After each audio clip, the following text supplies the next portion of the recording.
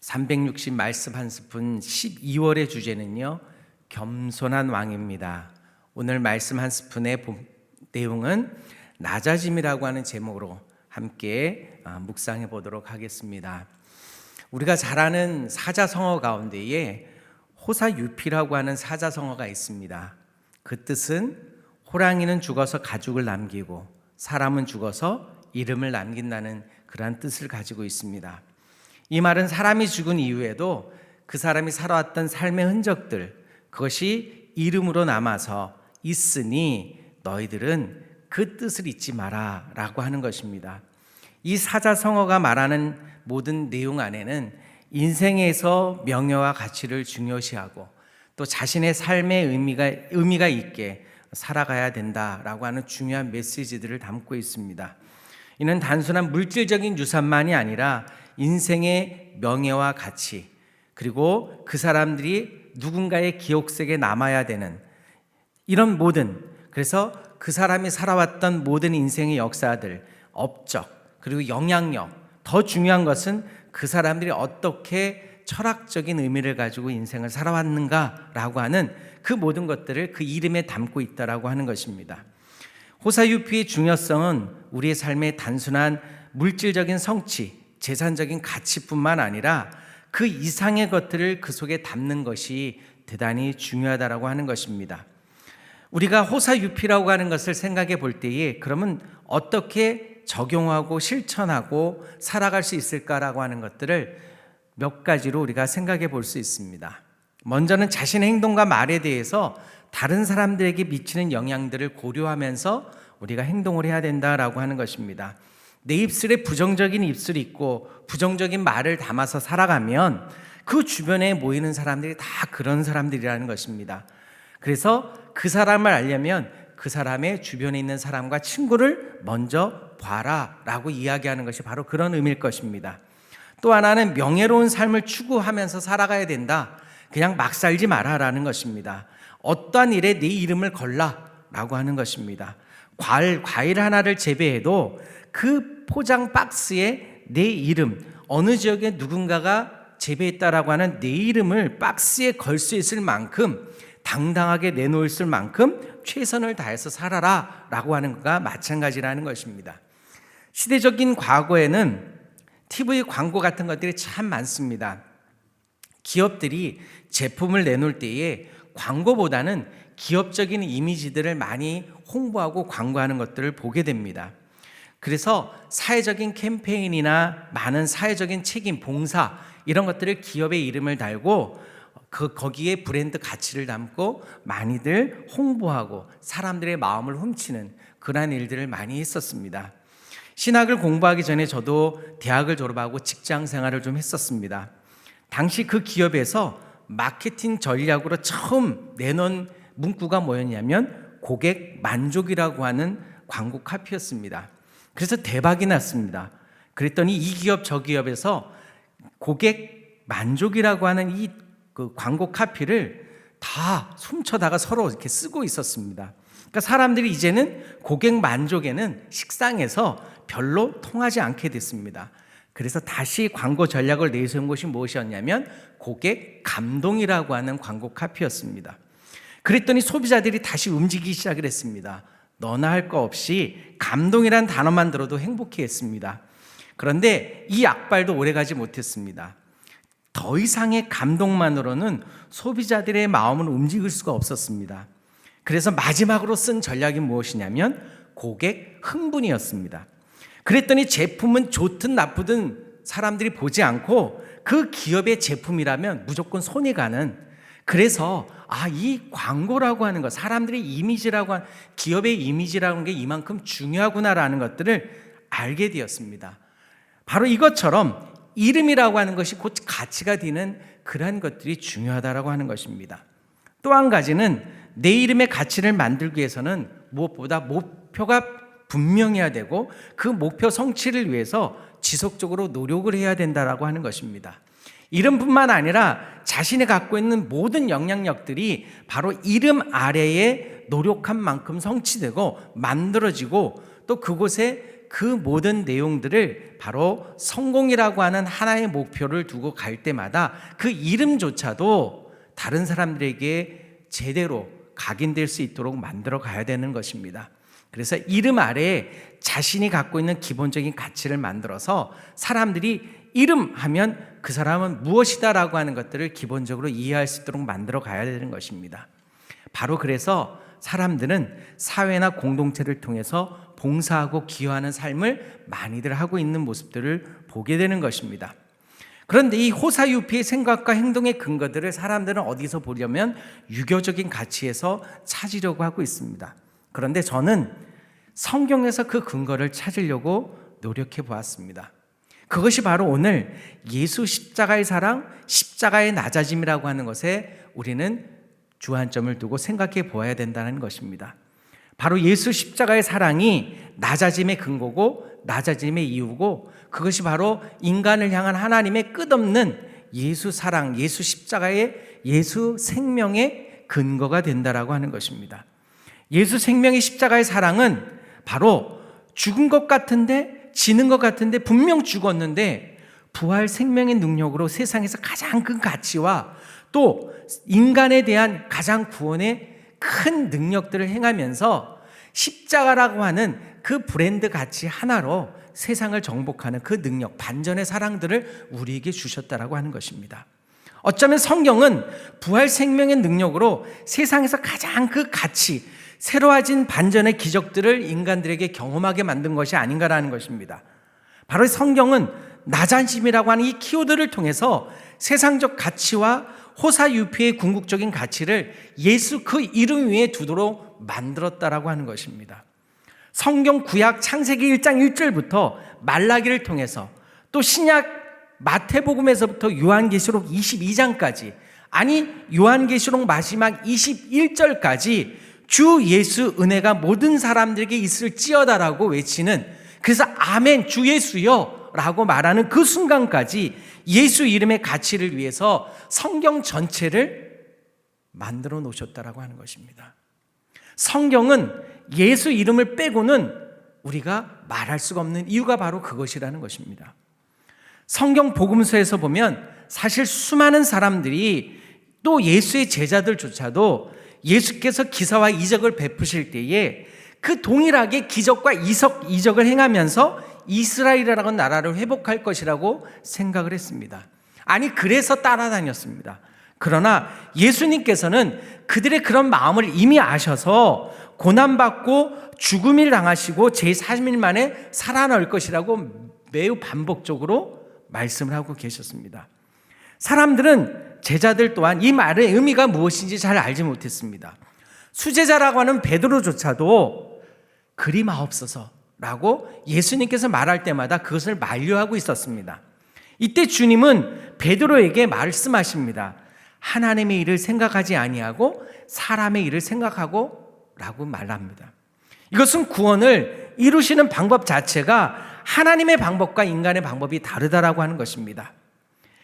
하나님께서 구원을 만드시는 그 방법 자체가 너희들이 생각하는 그 생각 이상의 것으로 하나님께서는 이미 준비하고 계신다라고 말씀하시는 것입니다. 그래서 하나님께서 사용하신 구원의 방법은 바로 예수 죽으심이라고 하는 것입니다. 죽음에는 그 어떤 것도 구원의 방법을 만들어갈 수 있는 방법이 없다는 것입니다. 결국 죽음으로 밑바닥까지 내려가야만 이룰 수 있는 것이고, 그 방법만이 우리 인간들에게 줄 수 있는 유일한 구원의 방법이라고 하는 것입니다. 바로 인간을 향해서 낮아짐의 의미를 몸소 실천해 주시고 그 구원의 의미를 몸소 우리에게 보여주시는 예수 십자가의 낮아짐이 바로 오늘 구원을 통해서 우리가 하나님 앞에 영광의 자리에 예수 십자가를 통해서 우리가 주님의 거룩함을 힘입을 수 있다라고 하는 것을 우리는 믿어야 할 것입니다. 인간은 태어나면서부터 자신의 이름을 걸고 인정받고 살기를 원합니다. 그래서 스스로 자신을 위해서 자꾸 높아지려고 하는 습성들을 갖고 있습니다. 그러나 예수님께서는 인간들에게 뭐라고 말씀하십니까? 그 역행하는 지혜를 통해 낮아짐이라고 하는 것, 자기 십자가라고 하는 것을 통해서 끊임없이 인간 스스로 낮아질 때에 높아지는 반전, 역전의 의미들을 말씀하고 계시는 것입니다. 우리가 아이들과 함께 놀이터에 가면 시소라고 하는 것이 있습니다. 끊임없이 낮아질 때 한쪽에서는 끊임없이 높아질 수 있는 그 의미가 바로 십자가에서 우리에게 말씀하시는 바로 역전, 반전의 의미라고 하는 것을 우리는 알고 있어야만 되는 것입니다. 하나님께서는 바로 이런 성공과 또 세상의 성공의 의미가 아니라 성경적 성공 원리를 우리에게 끊임없이 반복적으로 말씀해 주시는 것입니다. 오늘 우리는 오직 예수 십자가의 굴욕을 통해서만 참된 삶, 즉 인간의 힘이나 성공의 뿌리를 둔 삶이 아니라 그리스도의 자기 비움과 또 자기 희생의 십자가의 삶의 뿌리를 둔 성공의 진리들을 우리에게 말씀하고 있습니다. 그렇다면 오늘 본문에서 우리에게 무엇을 말씀하시려고 하는 것인가? 가장 먼저 극기, 즉 자기의 감정이나 욕심 따위를 이성적인 자기 의지로 눌러서 이기는 것들, 동시에 십자가를 져야 한다라고 말씀하고 있습니다. 예수님께서는 오늘 본문 마태복음 16장 24절 말씀에 제자들에게 말씀하실 때에 제자는 이렇게 걸어가야 된다라고 말씀하고 계십니다. 마태복음 16장 24절 말씀 한 번 더 보겠습니다. 이에 예수께서 제자들에게 이르시되 누구든지 나를 따려오거든 자기를 부인하고 자기 십자가를 지고 나를 따를 것이니라. 아멘. 이 말씀은 단지 예수님을 따르라고 하는 부르심뿐만 아니라 그것은 우리의 삶의 정체성, 즉 삶의 목적이 나의 안락이나 부귀영화나 성공 중심으로 설정해 두면 결코 되지 않는다. 만약에 그렇게 너희들이 설정하고 가고 있으면 재구성해서 십자가라고 하는 것을 통해서 다시 한번 하나님을 바라보고 하나님이 나를 통해서 무엇을 요구하시는가 한번 바라봐라 라고 말씀하시는 것입니다.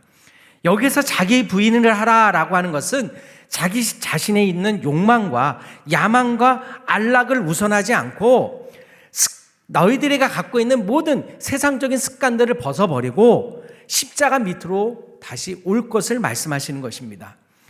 우리 스스로가 타고난 삶에 대한 자기 중심적이고 이기적인 방법들은 십자가 밑에 다 감춰두고 이제 하나님께서 주시는 그 은혜와 그 삶에 대한 방향, 매일매일 너희들에게 주시는 구름 기둥과 불 기둥을 따라 오늘도 걸어갈 것을 말씀하시는 것입니다. 매일매일 만나를 너희 입에 넣고 매일매일 말씀으로 읊조리고 그 말씀의 은혜들을 너희들이 생각할 때마다 주시는 주님의 은혜가 무엇인지를 오늘도 생각하면서 살아갈 때에 너희들은 결코 죽지 아니할 것이다 라고 하는 것입니다. 그러면서 하나님께서는 이런 약속의 복을 주십니다. 마태복음 6장 31절로 33절의 말씀입니다. 그러므로 염려하여 이르기를 무엇을 먹을까 무엇을 마실까 무엇을 입을까 하지 말라. 이는 다 이방인들이 구하는 것이라. 너희 하나님께서 하늘 아버지께서 이 모든 것이 너희에게 있어야 할 줄을 아시느니라. 그런즉 너희는 먼저 그의 나라와 그의 의를 구하라. 그리하면 이 모든 것을 너희에게 더하시리라. 아멘. 믿음을 가진 자여, 너희들 무엇을 먹을까 무엇을 입을까 염려 근심하지 말라. 이는 이미 하늘 아버지께서 너희를 가장 잘 아시기 때문에 무엇이 필요하고 무엇이 있어야 할지를 이미 다 아시니까 단지 너희는 육신의 것들을 위해 살지 말라. 너희 영혼을 위해서 살아라. 하나님의 나라와 그 일을 위해서 살면 내가 상상하는 그 이상의 것들을 하나님께서 채워주실 것이다 라고 약속의 복으로 우리에게 말씀하시는 것입니다. 이 말씀은 예수님은 단지 외형적인 행동을 바꾸라고 부르는 것이 아니라는 것입니다. 근본적인 문제, 우리 마음을 향해서 너희들이 생각하고 너희들이 지향하는 모든 것들을 바꿔버리면 이미 하나님께서는 너희가 갖고 있는 그 이상의 것들을 통해 너희에게 상상 이상의 것을 역사하심으로 나타낼 것이라고 말씀하시는 것입니다. 또한 자기 비움의 십자가를 지라 라고 말씀하십니다. 십자가는 수치입니다. 굴욕입니다. 고통입니다. 이 모든 것들을 상징하는 십자가를 왜 지라 했을까? 예수님께서 십자가를 지신다고 하신 그 자체가 바로 그를 따르는 제자들에게 죽음에 이르기까지 희생의 길을 감내해야 된다라고 말씀하시는 것입니다. 그것은 예수님의 영광뿐만 아니라 고난 속에서도 예수님을 따르라는 것입니다.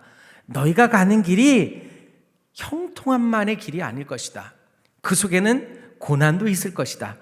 그러나 십자가의 제자는 바로 그 모든 고난 속에서도 예수만 바라보고 갈 수 있는 그 능력.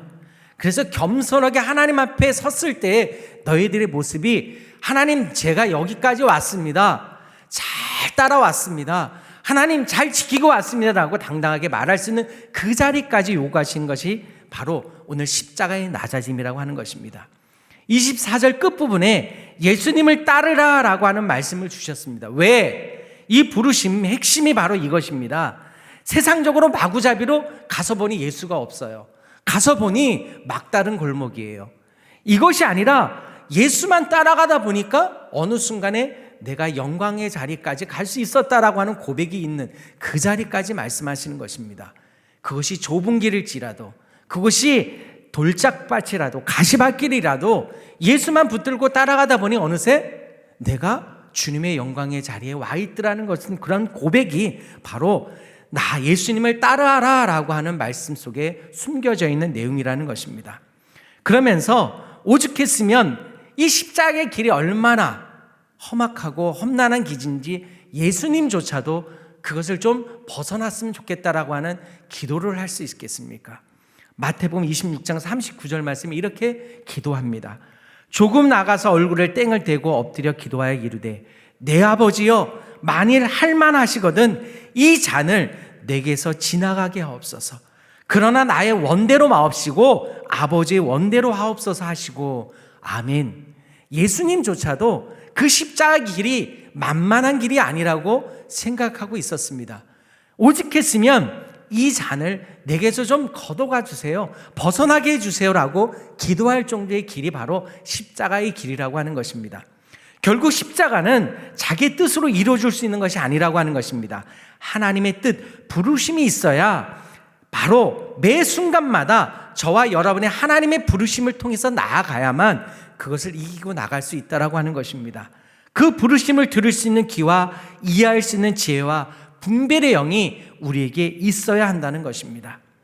또 하나는 삶과 죽음에 대한 반전, 즉 역설적인 이해를 주님은 요구하고 계십니다. 마태복음 16장 25절 말씀에 이렇게 기록합니다. 누구든지 제 목숨을 구원하고자 하면 잃을 것이요 누구든지 나를 위하여 제 목숨을 잃으면 찾으리라. 아멘. 25절의 이 말씀, 예수님은 자신의 가르침의 핵심이 바로 반전의 은혜라고 하는 것입니다. 누구든지 제 목숨을 구원하고자 하면 잃을 것이고 누구든지 나를 위하여 제 목숨을 잃으면 찾으리라 말씀하십니다. 여기서 잃어버린 것 그 자체는 바로 무엇을 잃어버렸는지 우리가 판단할 수 있는 지혜가 필요한 것입니다.